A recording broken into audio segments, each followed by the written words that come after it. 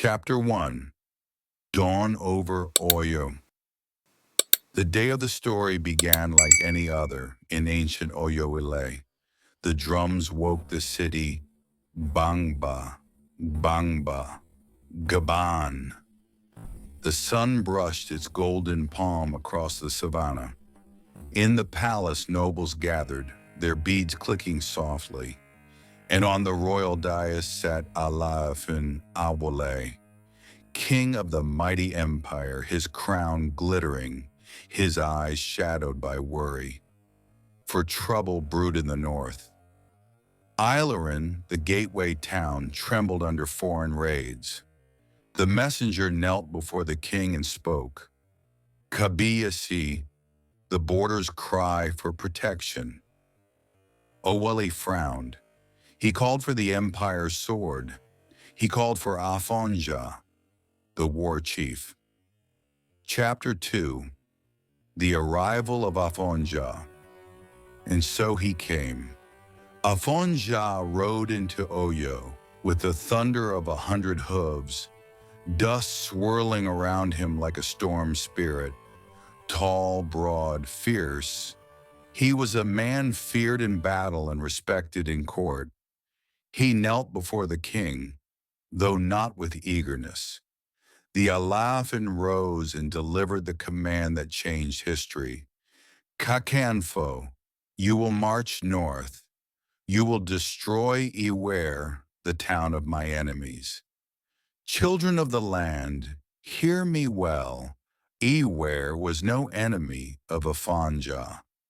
It was the home of his mother's kin.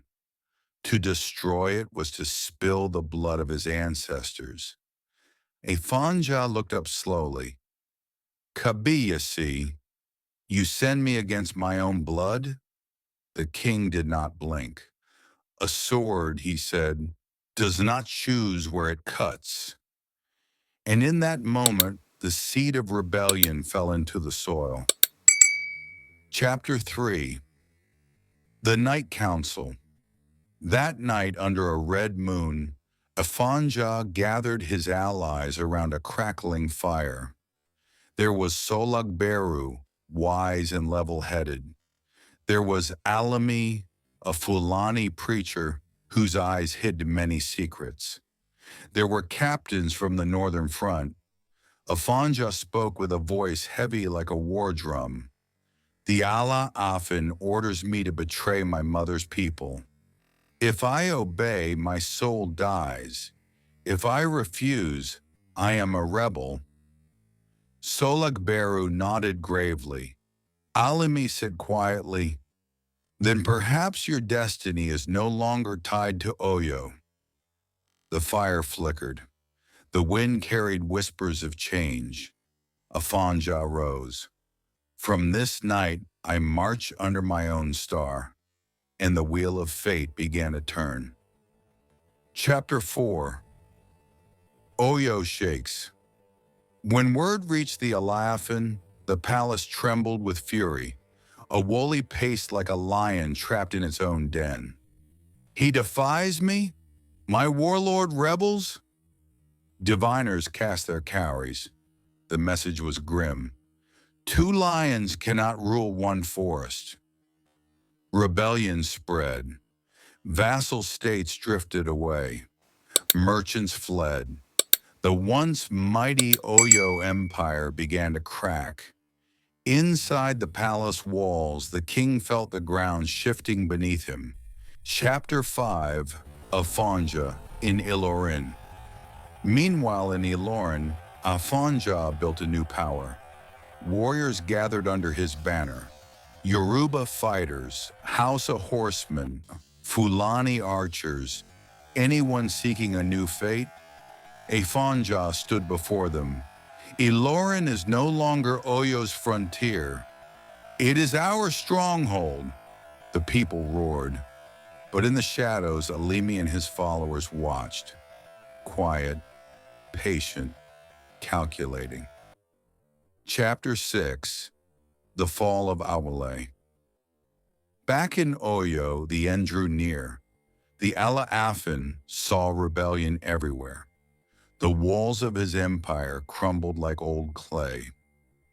One quiet evening, he sat alone in the palace courtyard, the setting sun painting him in red. He lifted a calabash, the calabash of farewell. For tradition said, when the Aláàfin loses the empire, he must choose his own departure. Awole drank and whispered a curse carried by the winds. May those who destroy Oyo never know peace. And with that breath, Aláàfin Awole left the world. The capital wailed. Oyo fell into silence. Chapter 7. Betrayal in Ilorin. But destiny was not yet done. In Ilorin, Afunja felt a shift in the air. The Fulani horsemen no longer bowed deeply. Whispers followed him like shadows. One evening he faced Alimi, Afunja. Did we not build this city together? Alimi, cities are built by men. Empires belong to fate. The words chilled Afunja's bones, and before dawn, the Fulani riders struck. They surrounded the palace. Steel clashed with steel. Flames leapt like angry spirits. Afunja fought with the fury of 10 men, cutting through riders like a storm of iron. But even the greatest warrior cannot fight alone forever. He fell beneath a rain of spears. His final breath carried these words, I rose to save my people and fell by the hands of those I trusted. Ilorin changed forever that night. Final chapter. When two lions fight children of the land, look far across the plains. To the west lie the ruins of Oyo. To the north stands Ilorin, shaped by many hands. This is the story of two mighty men, one a king, one a general, whose choices redrew the map of our world. A tale of pride, of loyalty that turned to ash, of alliances that became daggers. The drums of history still whisper their names. Awole, Afunja, two lions, one forest, and a legacy carved forever into the soul of the Yoruba people. Thank you for watching. If you enjoy the story, please don't forget to like, share, and subscribe.